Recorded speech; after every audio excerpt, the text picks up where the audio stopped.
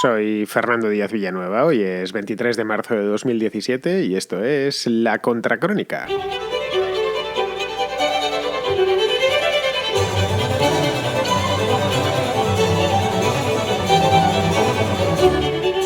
Lo que sabemos hasta ahora es lo siguiente. Ayer a las 3 y pico de la tarde, 3:40 creo, es decir, era una hora más tarde aquí en España, un coche, un todoterreno exactamente, invadió la acera del puente de Westminster, que es un puente que está en el mismo centro de Londres, el del Big Ben famoso, ha salido en infinidad de películas, y empezó a llevarse gente por delante. Así, por las buenas, y circulaba a gran velocidad. El coche obviamente no iba solo, el coche iba conducido por alguien, no era un coche robotizado, ni muchísimo menos. Lo conducía un terrorista, que no ha sido aún identificado todavía, o por lo menos mientras estoy grabando la contracrónica no ha sido identificado, que tras cruzar el puente se empotró contra la verja del Parlamento. El Parlamento está al otro lado del puente y por eso se llama Puente de Westminster, porque es donde la parte de la ciudad donde están y es uno de los barrios, uno de los boroughs de Londres, de los vecindarios de Londres, y donde está el Parlamento y donde está el propio Big Ben. Se empotró contra la verja del Parlamento, allí apuñaló a un policía, hirió a otro, su intención era entrar dentro del Parlamento y se supone pues hacer una matanza con un cuchillo de cocina, iba por lo visto, y fue abatido a tiros. Esa es la narración casi forense de lo que sucedió ayer en Londres. El balance por ahora es de 5 muertos, incluido el terrorista, y 40 heridos. Nada más, poco más se puede decir si nos atenemos exclusivamente, ya digo, al balance forense. Y todo ha ido a suceder, curiosamente, o quizá no tan curiosamente, justo un año después de la masacre en el aeropuerto y en el metro de Bruselas, que fueron el 22 de marzo del año 2016. Lo que da pie a pensar que el atentado es de corte islamista, sin miedo a equivocarse demasiado, en concreto de ese terrorismo islámico de la última ola.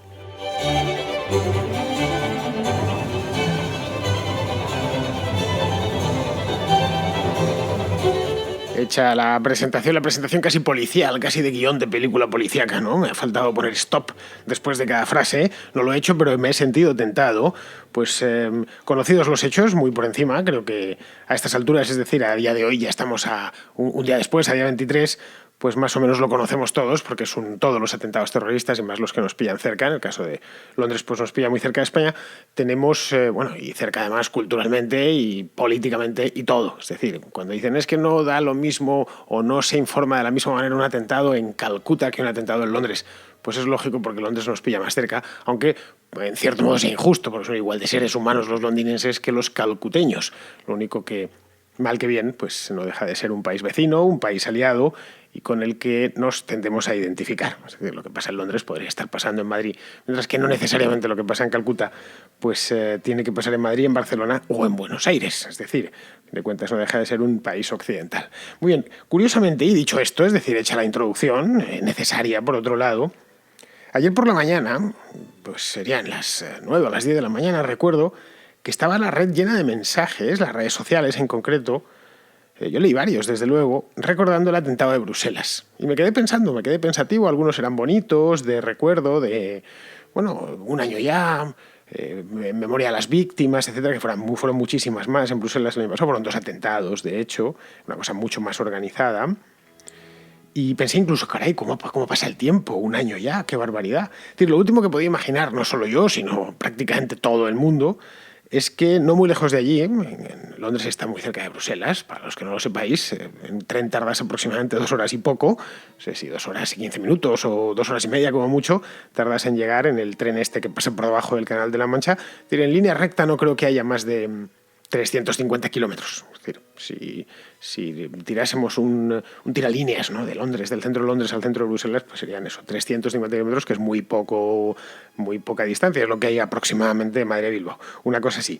Muy bien, pues lo último que podríamos pensar es que tan cerquita de Londres, un año después, tan cerquita de Londres, se iba a producir una nueva matanza. A mí me lo cuentan ayer a las 11 o a las 12, o qué digo, a las 3 de la tarde, es decir, media hora antes de que sucediese, y decía, no, imposible, poco menos una cosa además tan espantosa de ese tipo. Ha sido una variedad distinta dentro del terrorismo islámico de la nueva ola que os decía, pero bueno, que entra dentro de la misma categoría. Esta vez el modus operandi, como os digo, ha sido ligeramente distinto. Se ha tratado de un atropello indiscriminado, como el de Niza del año pasado, el de Berlín de las Navidades, acordaos, el del camión en el mercadillo navideño. Y luego se combinó al final del atentado ya con un apuñalamiento. El apuñalamiento de este agente de policía que terminó muriendo, y luego otro que lo intentó pero no le consiguió. Este hijo de mala madre no le consiguió matar. Ya le abatieron y demás, y muy bien abatido, por cierto, y la cosa no, es decir, no pudo ir a mayores, afortunadamente. La intención que tendría el asesino sería matar a tanta gente como fue posible. Es decir, si no mató más en el puente fue pues porque Dios es bueno y porque no consiguió. Lo malo de los atropellos para el asesino es que no son precisamente o no son muy precisos. Es decir, es una matanza sin más, una masacre hecha un poco a lo bestia. Un poco lo vimos también en el caso de Berlín, ¿no? No es como un ametrallamiento aquello del Bataclan de la discoteca aquella de París, ¿no? Es una AK-47, es una cosa diferente. Es un terrorismo muy desconcertante precisamente por eso, porque lo puede practicar cualquiera, no requiere apenas planificación. Y bueno, de todas maneras, lo del apuñalamiento también lo hemos visto. Es decir, si ya vamos conociendo todas las variantes, esto sucedió, ya lo traje aquí a la Contracrónica el año pasado, en aquel tren en Baviera, creo que fue en el sur de Alemania, que a un tipo le dio por apuñalar. Y se vieron, las fotos eran muy vistosas porque estaba ahí todo el tren por dentro, era un tren de cercanías, creo, un tren regional, estaban todas llenas de sangre. Él había entrado, no sé si con un machete, una cosa así, y se había puesto ciego. Llega además este atentado en un momento especialmente peculiar, no solo en unas fechas muy particulares para Europa. Acaba de celebrarse las elecciones holandesas, van a ser las francesas el mes que viene, sino que es que hubo una intentona de atentado hace 4 días, este lunes, en París, en concreto en el aeropuerto Orly, cuando un individuo, lo leeríais en la prensa o lo veríais por la televisión, intentó robar un arma a un militar, empezó a gritar pues aquello de Alá es grande, no sé qué, y a consecuencia de esto, de este intento de robo del arma, se produjo un tiroteo en la terminal de Orly, que es uno de los aeropuertos de París, que concluyó con el terrorista muerto, lo cual, como os podéis imaginar, pues no me apena en absoluto, porque una de las cosas que gritó es que habría muertos, y al final, y por fortuna, el único muerto fue él. Entonces no hubo que lamentar ninguna víctima más que él mismo. Bien, a falta de saber más, esto es todo lo que podemos saber a ciencia cierta, el modus operandi pues fue a la luz del día y tal, y se sabe qué es lo que se hizo, porque se puede seguir casi con un dron, se puede seguir y con la vista, qué caramba, se pone uno al otro lado del puente y puede seguir el rumbo o la ruta que siguió el coche. Bien, pues a falta de saber quién ha sido el responsable de lo de Londres, hubo de hecho una falsa identificación ayer por la noche de un tal Abu Izzadin, lo tengo aquí apuntado, que no sé si lo hizo el Canal 4 del Reino Unido, porque se parecían, el tal Abu Izzadin con el que estaba tirado en el suelo, que estaban atendiéndole o algo así, y lo cierto es que, bueno, todos no es que colase, es que era obvio, fue una identificación falsa. A veces, pues los momentos siguientes no fue una fake news ni nada por el estilo. Tanto el Canal 4 como todos lo que lo dieron se apresuraron en cambiarlo. Las horas siguientes es imposible saberlo todo. 1 hora, 2 horas o 4 horas después. Y al parecer este hombre, pues el tal Abu Izzadin está en la cárcel y no se le conoce ninguna dote de bilocación. Es decir, que es imposible que estuviese en la cárcel y a la vez atentando en el puente de Londres. Bien, conocidos todos estos datos, que son los únicos que podemos conocer a ciencia cierta, se pueden, a pesar de todo, a pesar de todas las cosas que faltan por saber, se pueden sacar algunas conclusiones. Y no son conclusiones precisamente esperanzadoras, esa es la real, o tranquilizadoras, como queráis. La primera de ellas es que estos tipos atacan cuando quieren y donde quieren. Ya está. A la plena luz del día, lo vimos, 3:30 de la tarde, iba a decir la hora de comer, lo que es que a esa hora ya en Inglaterra están más que comidos y han hecho hasta la digestión. A plena luz del día en uno de los lugares más icónicos de Londres, y diría del mundo, quien no conoce, porque ya sea porque ha estado o ya sea porque lo ha visto miles de veces en películas, fotografías, cuadros y de todo, esa imagen, esa estampa muy icónica de Londres con el Big Ben, el puente de Westminster, el Parlamento. Pues bien, ha sido ahí el atentado. Esto no ha sucedido en una ciudad de las afueras, en un banlieue de París, en un polígono industrial, no, esto ha sucedido en el mismo corazón de la ciudad. Es algo así como si, qué sé yo, en Madrid sucediese en la Plaza de las Cibeles, o al lado de la Puerta de Alcalá, o en la Carrera de San Jerónimo, una cosa así. Que se diese una matanza de este estilo. Cual viene a demostrarnos que actúan donde quieren. Y ojo, voy más lejos. El Parlamento estaba, de hecho, reunido en esos momentos.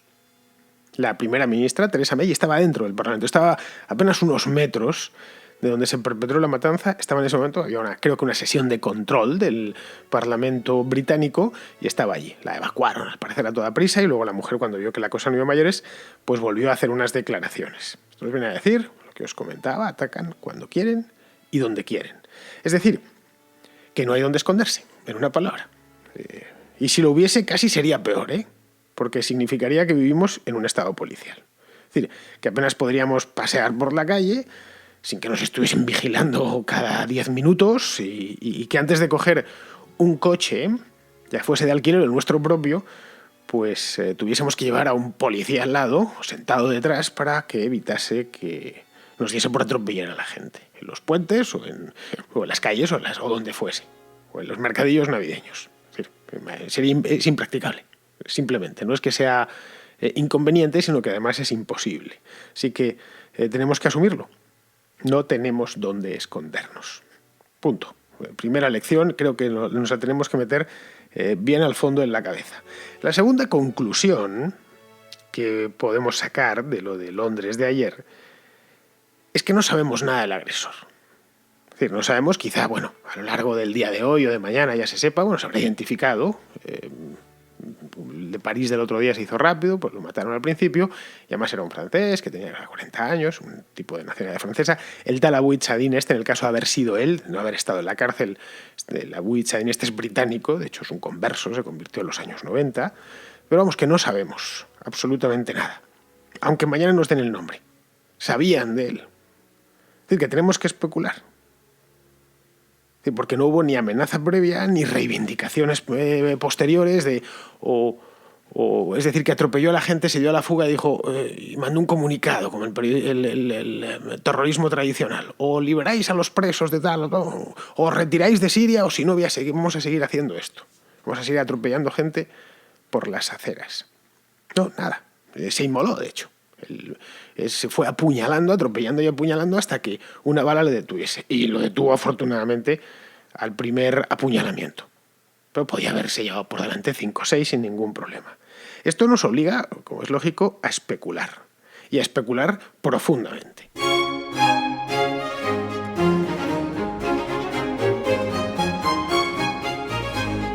Tenemos que especular, por ejemplo, si esto estaba planificado desde Siria, la especulación, es decir, que el terrorista, del cual no puedo dar el nombre porque lo desconozco, pero pongamos por caso que fuese el tipo al que le atribuyeron el atentado ayer y que no pudo ser porque no estaba allí, que era el Abu Chadin vamos por caso, ¿no? Que a mí lo mismo da que me da lo mismo. Me da lo mismo Juana que su hermana, o Abu Chadin que Mohamed Chadin. Podrían ser perfectamente. El año pasado, de hecho, había en Bruselas 2 hermanos, que es el Bakraoui, estos que dan, no me acuerdo de los nombres, pero que lo mismo da que me da lo mismo. Es decir, obedecían a un operativo montado desde la propia Siria o desde el propio Irak. O simplemente era un retornado que actuaba como comando individual, entusiasta, que actuaba de por libre.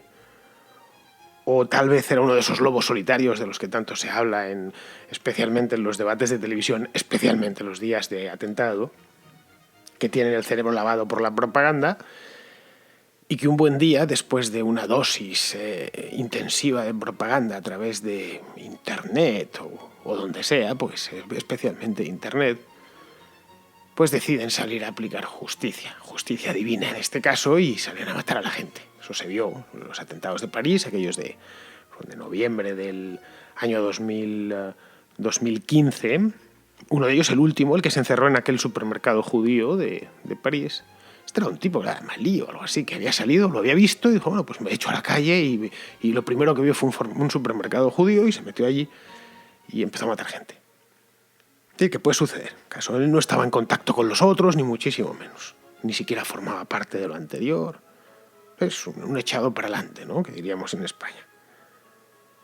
Más todavía, voy más lejos. Tenía cómplices en Londres, o actuaba completamente, era un lobo solitario puro.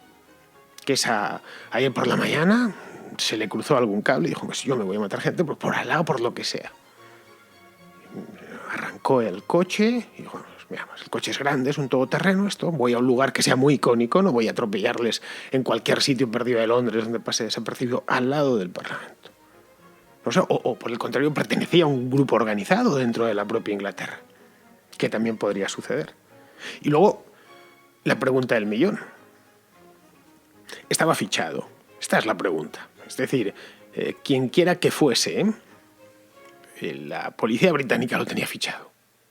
Al tal Abu Izzadin ayer por la noche ya salían, sí, este tío estaba fichado. Y este ya había sido detenido en Turquía y no sé qué. Es decir, ya se sabía quién era. En el caso de los atentados en Londres, por ejemplo, en París, por ejemplo, en Bruselas, el último, el de Berlín, de las Navidades, le tenían fichado en varios países de Europa, además. Sabían quién era. El hecho es que no sabemos nada, o por lo menos todavía no sabemos nada. Sí, espero que con la diligencia que es habitual en Scotland Yard, que es una de las mejores policías del mundo, pues a lo largo de la próxima semana se puede ir esclareciendo el caso. Poco a poco vayamos atando todos los cabos. Una vez se haya esclarecido, que se esclarecerá y tendremos un retrato todavía mucho más forense, más preciso de lo que pasó en Londres ayer, día 22 de marzo, es decir, se haya esclarecido, sabremos quién lo hizo y quizá por qué. A él no se le puede preguntar porque pues está criando malvas, pero se podrá deducir por qué lo ha hecho. A partir de, bueno, cuando se investiga dónde vivía y todas estas cosas. Lo último que había hecho, con quién se veía. Lo que no podremos hacer, y esto tenemos que asumirlo, es impedir que suceda otro atentado igual. Hoy mismo, mañana, pasado, o dentro de 1 mes y 4 días. No podemos. Es una realidad. Es duro de decir, más duro todavía de aceptar, pero es así. Este tipo de terrorismo, en definitiva, es imposible de prevenir. No existe, además, modo alguno de hacerlo. Modo humano, quiero decir, de prevenir estos ataques terroristas. No se ha encontrado más, es que no se puede encontrar, como os decía al principio. A no ser que nos pongan a un agente de policía al lado, a nuestra vera, las 24 horas del día. Pues qué sé yo, si nos da por tirar desde el sexto o izquierda, nos da por tirar los tiestos para descalabrar a los viandantes que pasen por debajo.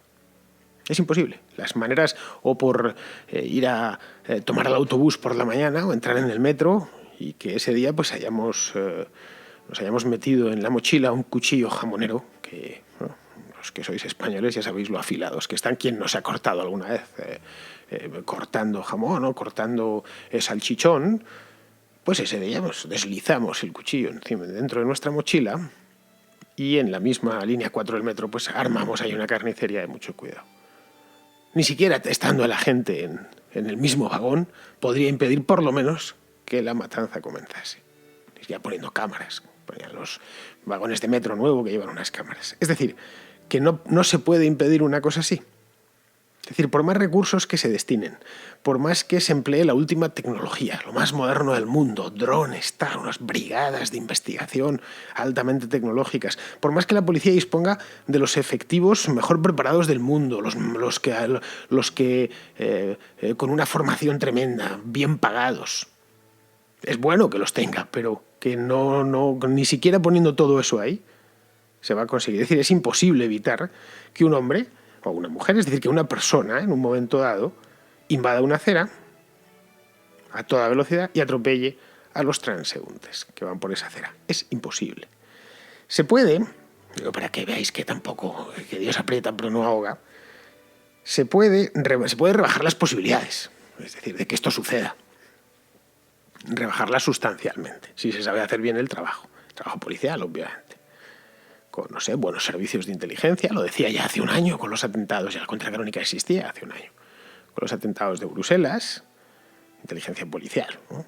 Mucho trabajo de investigación, que se les fiche, que la policía de cada ciudad sepa exactamente quiénes son los conflictivos. Eso, ojo, puede servir para minorarlo, para reducirlo muchísimo, pero no para impedirlo del todo, porque, insisto, cualquiera. Esto de los lobos solitarios, porque me da por ahí.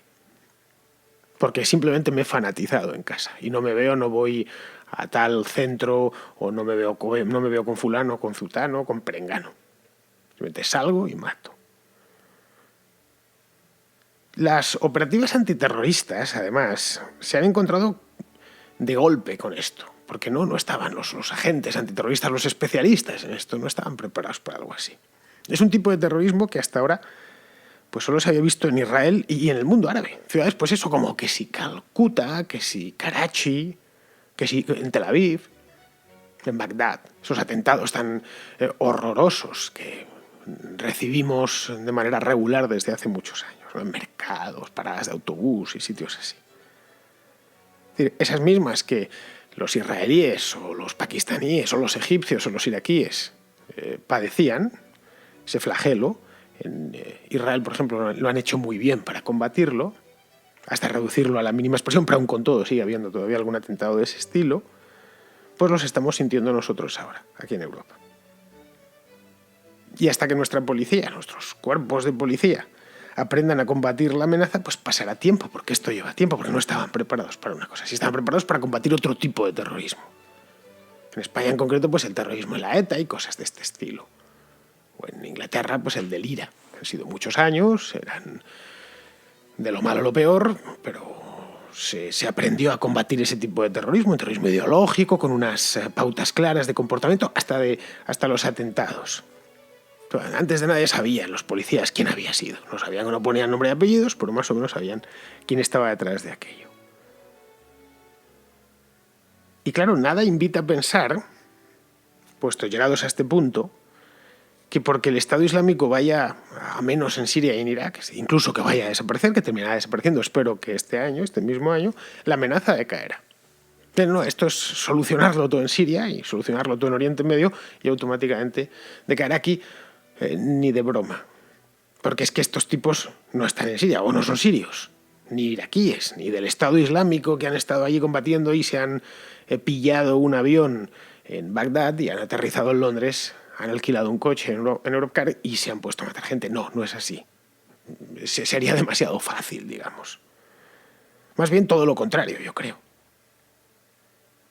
Es decir, que la caída del Estado Islámico, insisto, espero que este año, cruzo los dedos, provocará que se mantenga este tipo de terrorismo.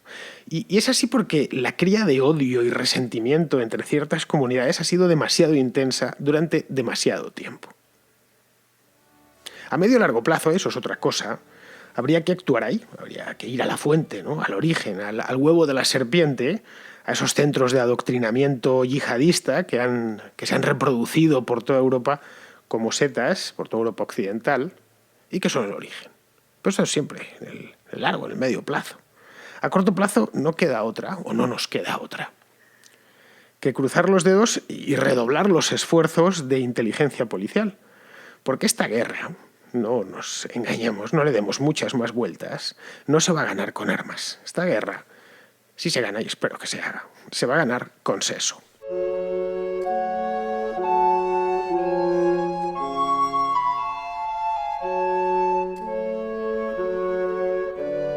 Pues del atentado ayer en Londres vamos a pasar a un atentado de hace mucho más tiempo, de hace muchísimos más años, que tuvo lugar en Madrid también en el mes de marzo. No hace falta que os diga más, ya os he dado suficientes pistas. Si fuese una adivinanza, sería la adivinanza de resolver más fácil del mundo. Me refiero a los atentados del 11M. Pues Rafael, que es un oyente de la Contracrónica, ha visto el documental este de Cyril Martin, tan famoso, que yo no he visto todavía y quiero ver. A ver si encuentro un rato y me lo puedo embaular tranquilamente, sobre el 11M, y de eso mismo es de lo que nos quiere hablar. Bueno, mira, yo te envío esta nota de audio a raíz de haber visto el documental de Cyril Martin sobre el 11M, que la verdad es que me ha hecho pensar mucho y me ha cambiado mucho la perspectiva que tenía al respecto. Porque yo sabía que había cosas raras detrás de los atentados, ¿no? Pero al final siempre lo resumía con que eran un poco conspiraciones de algunos periodistas españoles para tratar de sacar réditos políticos del tema, ¿no?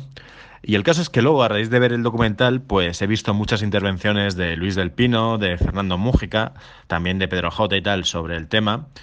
Y no sé, creo que sinceramente y objetivamente, creo que los conspiranoicos en teoría tienen mucho más peso en la balanza a favor de pensar de que había algo raro y de que de verdad todo fue una manipulación del gobierno y de las fuerzas del Estado. Pues creo que ellos tienen muchas más razones para pensar eso que los que están en contra de ellos. Y prueba de ello un poco fue el programa este de Fora Patch en el que tú interviniste hace años.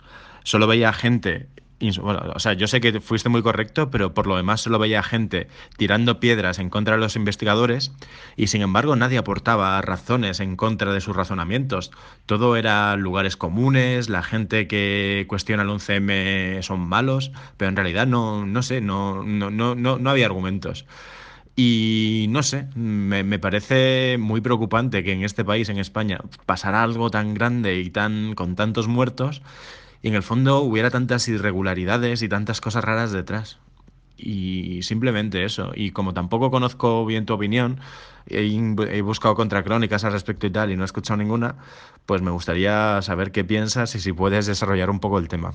Pues sí, Rafael, ¿qué te voy a decir? De esto, este mismo domingo en la contrarréplica ya hablamos. Otro oyente preguntó, una pregunta parecida a la tuya, sobre cuál era mi opinión y que era muy patético que no apenas se hable de esta historia en España y que haya tenido que ser un francés el que nos haga el documental. Ya se había hecho uno en su momento, en el año 2005, que se lo dio Telemadrid, sobre un guión de Luis del Pino, pero poco más. Se hizo también un documental un poco más dulzón, de homenaje a las víctimas en su momento. Vamos, que la cosa estaba olvidada, enterrada y demás. Se habían echado paletadas de tierra durante muchísimos años. Yo creo que es así y que es preocupante y muy lamentable.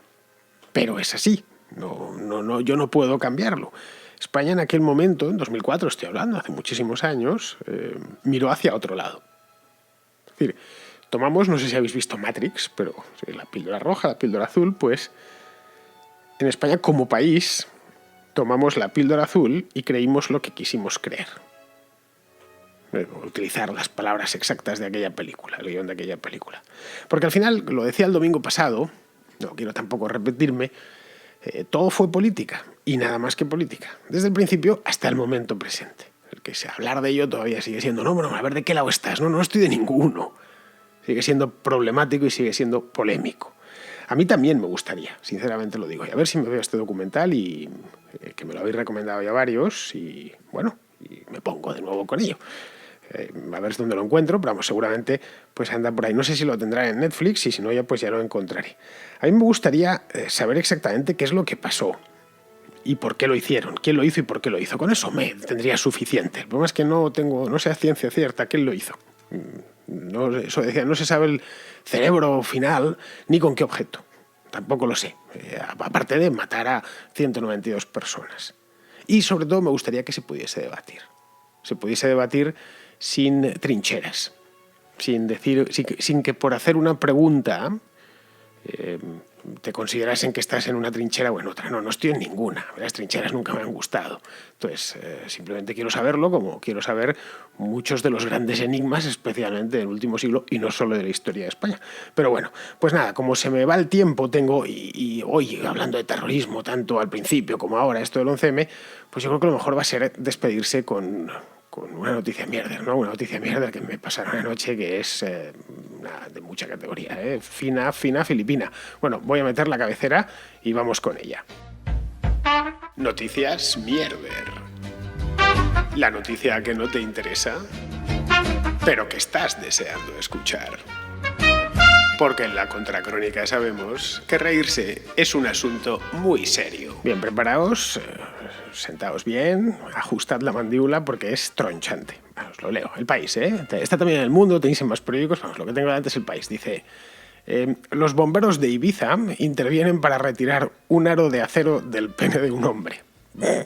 Bueno, pues bien, ¿no? Dicen, varios agentes tuvieron que cortarlo con una sierra radial tras solicitarlo el servicio de urología del hospital. Entonces, acto seguido, según baja uno con el ratón, se encuentra una fotografía que pone el área quirúrgica del hospital Can Mises, que es el hospital ese de ahí de Ibiza. Y se ve es una fotografía que parece que está con tono verdoso, parece sacada con un móvil. Se ve a una enfermera entrando como en un quirófano echándose la mano a la cabeza, que lleva una de estas gasas de cabeza que se ponen las enfermas como diciendo, ahí la Virgen, lo que hay ahí dentro, pobrecito, lo que le van a hacer. Bien, os sigo contando la historia, pues muy buena. Dice, 3 agentes del cuerpo de bomberos de Ibiza tuvieron que intervenir la tarde del martes en el hospital Can Mises. Por cierto, el hospital tiene un nombre magnífico, parece que eso lo hubieran puesto por Ludwig von Mises. Can sería algo así como casa, ¿no? Pues la casa de Mises. Oye, es un buen sitio para que te atiendan, por lo menos para un liberal. Bueno, pues en el hospital Can Mises de la isla para cortar un aro de acero que un hombre se había puesto alrededor del pene y que estaba oprimiendo sus genitales. Bueno, Bien, es obvio. Si se lo había puesto es que se lo estaba oprimiendo. El cuerpo de bomberos recibió la llamada del servicio de urología del centro hospitalario, alertando que un paciente había llegado al lugar con un aro de acero que le estaba oprimiendo el pene y que los servicios médicos no habían logrado sacar, ya que era de un material muy resistente. Coño, era acero, claro, que es que si hubiese sido de plástico no habría habido ningún problema, no digamos ya si hubiese sido de goma. Bueno, los agentes se desplazaron al hospital, los agentes de bomberos, quiero decir, y emplearon más de 45 minutos en retirar el artilugio con una sierra radial para la que solo fue necesario utilizar un disco. Supongo que al tío eso le tranquilizó bastante. Dijo, bueno, al menos es solo un disco, me lo vas a poner a exactamente, ¿cuánto? 3 centímetros de sálvase a la parte, pero es solo un disco. Peor sería que fuesen 2. Bien, le sacaron el disco, yo no sé si habéis la sierra radial esa que da vueltas, que es circular. La intervención se realizó en el centro sanitario sin ningún incidente, es decir, todavía no le emascularon al pobre hombre, a pesar de la delicada situación, joder, tan delicada, y del lugar en el que se encontraba el aro, que estaba cortando la circulación sanguínea de la zona. Los bomberos lograron cortar el aro de acero con la sierra sin afectar a los órganos externos del hombre, que fue dado de alta en buen estado de salud una vez concluida la intervención. Dices, bueno, qué aventura, no quiero ni pensarlo. Yo, bueno, ya sabéis, ¿no? En fin, automáticamente me puse en posición fetal, según leí esto, y luego vino la carcajada. Y la cosa es que no termina aquí, ¿eh? Bueno, esto es uno entre un millón, esto pasará, el Canmises de Ibiza van a estar contándolo durante décadas, pasará de generación en generación. Y no, al parecer no es la primera vez. Dice, no se trata de la primera vez que los bomberos de la isla tienen que actuar para retirar artilugios sexuales mal utilizados. En junio de 2013, es decir, hace nada, varios agentes tuvieron que intervenir por unos hechos similares, ya que un hombre acudió al hospital porque había estrangulado sus genitales con un aro de acero, que en aquella ocasión era de una aleación mucho más resistentes. Los agentes tardaron varias horas en cortarlo y emplearon 3 discos. A este se le debieron poner literalmente de corbata. Y si no se le pusieron de corbata era porque si se le ponían de corbata se los cortaba la sierra. Emplearon 3 discos de sierra radial para deshacerse del objeto sin causar ningún daño al paciente. El paciente, un alemán de 51 años, recibió el alta médica al día siguiente. Bueno, sobrecogedor. ¿No veis que la historia es de un mierderismo extremo? Muy bien, pues, queridos amigos, yo creo que con esta risa, y teníamos que reírnos un poco después de una contracrónica tan tétrica, pues me despido de vosotros. Hasta mañana.